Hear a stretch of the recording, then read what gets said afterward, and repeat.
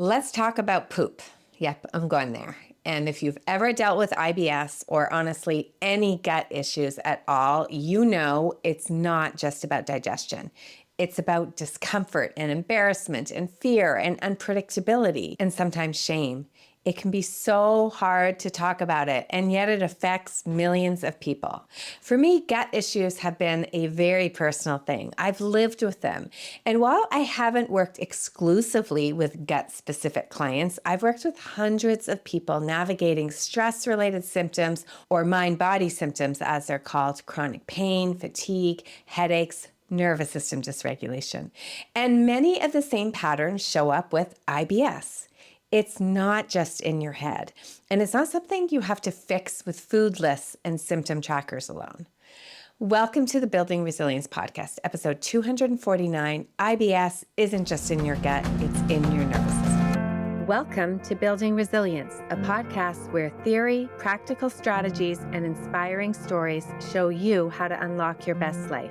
I'm your host, Leah Davidson. As a certified life coach, speech-language pathologist, and nervous system resilience expert, it is my mission to teach you how to be more resilient to life's adversities. I will show you how to manage your mind, befriend your nervous system, process your emotions, and even eliminate stress. It's time to do more than just survive. It's time to thrive. Let's get started.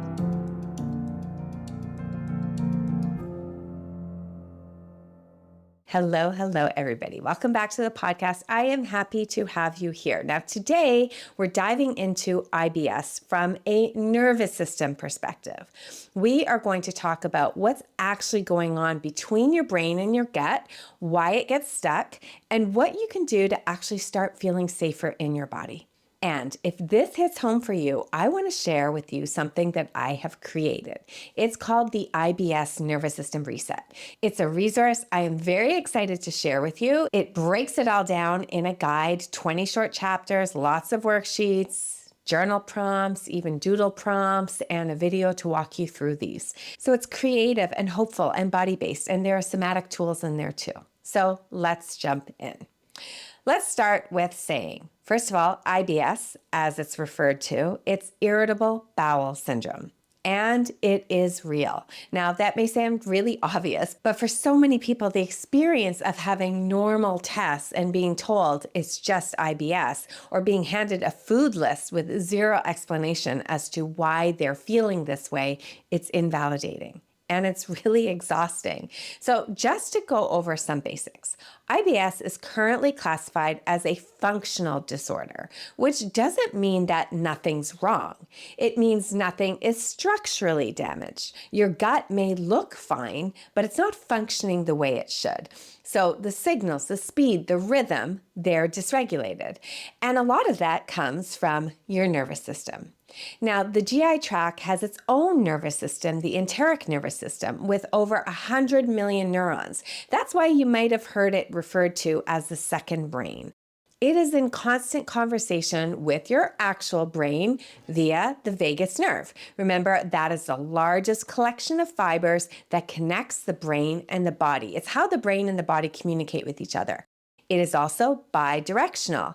And there are, of course, other gut-brain pathways. So if your brain is perceiving a threat, your gut is going to feel it.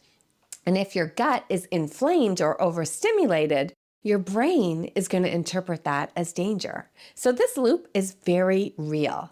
And your symptoms are not in your head, but they are in your nervous system. That's a very different conversation entirely. Now, the next thing we know is that stress changes how the gut works. Stress alters motility, how fast or how slow things move. It impacts secretion and absorption and inflammation and even the gut microbiome. And it affects how your brain interprets gut signals, which is a concept called visceral hypersensitivity. And that is why the same meal might be totally fine one day and then send you into a spiral the next, because it's not just about the food. It's the state that you're in when you eat the food. Your nervous system is always setting the stage. Remember how I always say your nervous system is behind everything that you do. It is even behind whether your meal is going to give you the poops or not. So people with IBS often have what we call a low threshold for stress. So this means that their system may flip into team hyper or team hypo or go into freeze faster than others.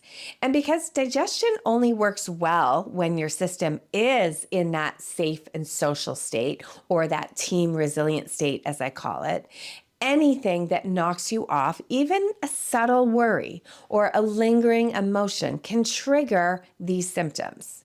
So this isn't about being dramatic or sensitive. I don't want you getting all judgy about yourself. This is how your brilliant self, your brilliant nervous system has learned to scan for danger. And now it reads your calendar, it reads your thoughts, it reads your relationships, but with a bit more of an edge of danger than we would like.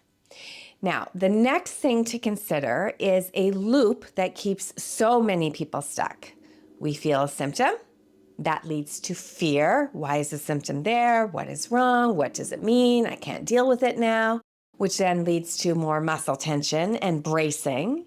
And then there's a hypervigilance where we're always on the lookout, which then likely leads to more symptoms. And then a confirmation to your brain that something must be wrong. So it's what we call the protection loop. And your brain is doing it because it cares, because it wants to keep you safe. But in doing so, it's keeping an alarm on long after the fire is already out. And this loop feels like proof that something is broken. But it's really your nervous system predicting danger and reacting just in case. And of course, you want to try to fix it. In fact, that's one of the things that can keep this loop going. This is what Dr. Howard Schubiner, he's a leading expert in the world of neuroplastic pain. You can go back and watch or listen to the episode that I did with him a while back called Unlearn Your Pain. It was episode 219. So this is what he calls the 6 F's that will keep you stuck. And these F's are fear, focusing on the symptoms, frustration, fighting through, fixing, figuring it out, everything too much. All of these are survival strategies and they all make sense. We try to do these things. I got to figure it out. I got to fix. I'm going to fight through it. But they keep your nervous system revved up. And then that keeps the gut on high alert. Now, let's talk about IBS versus other mind-body symptoms. And this part is important because not all mind-body or neuroplastic conditions, as they're also called, work the same things.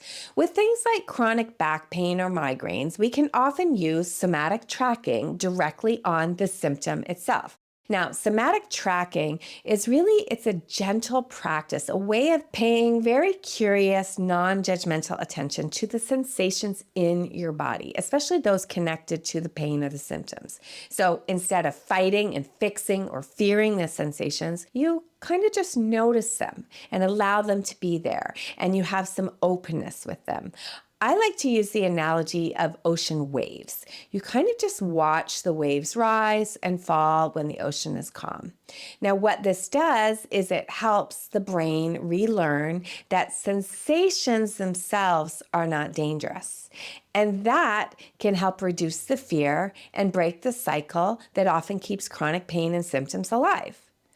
But with IBS, there is also a more physiological involvement. We're not just retraining the brain's perception of the pain, we're also trying to work with digestion and hormones and microbiome shifts and inflammation. So the strategy is going to be a little bit different.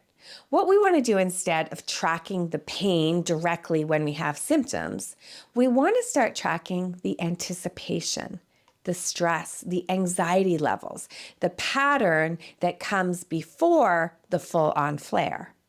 So it's like we're working upstream to try to shift the system before the system starts to spiral.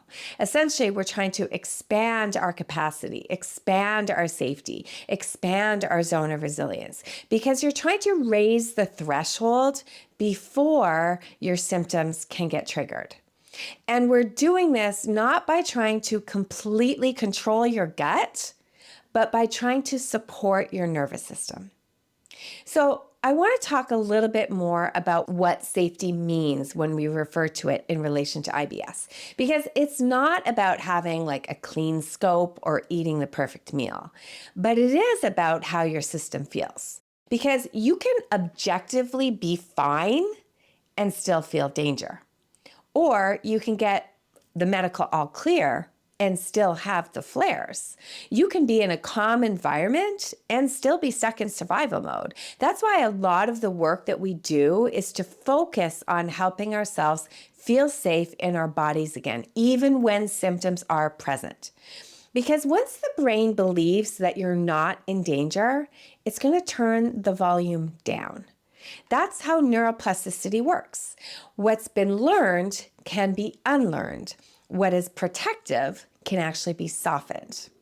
Now, I do want to share with you a bit more about the IBS Nervous System Reset that I created. I wanted a resource that could bring all these things together. And it's not about food rules or symptom tracking. It's about building trust. It's about understanding your patterns. It's about shifting from fixing everything to feeling it. And it includes nervous system education. It includes doodle prompts and journaling and regulation tools and somatic tools and that 3-step safety sequence that I teach in all my programs. And it gives you a way to start feeling empowered even in the middle of a flare. I know for myself, it has made the world of difference. Now, if that sounds helpful, you can check the link out in the show notes.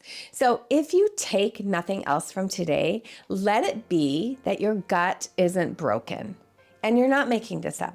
Your symptoms are real. Your body is brilliant, but your nervous system is talking to you and it wants you to listen. Healing is very possible, but it's not going to be through perfection or pressure. And again, if you want some more guidance, some more explanation, some worksheets that come with a video to guide you through, then check out my IBS Nervous System Reset. Or you can come join my Nervous System Journaling Club because as a member, you get the guide for free. I hope that you found this helpful, and I will see you next time.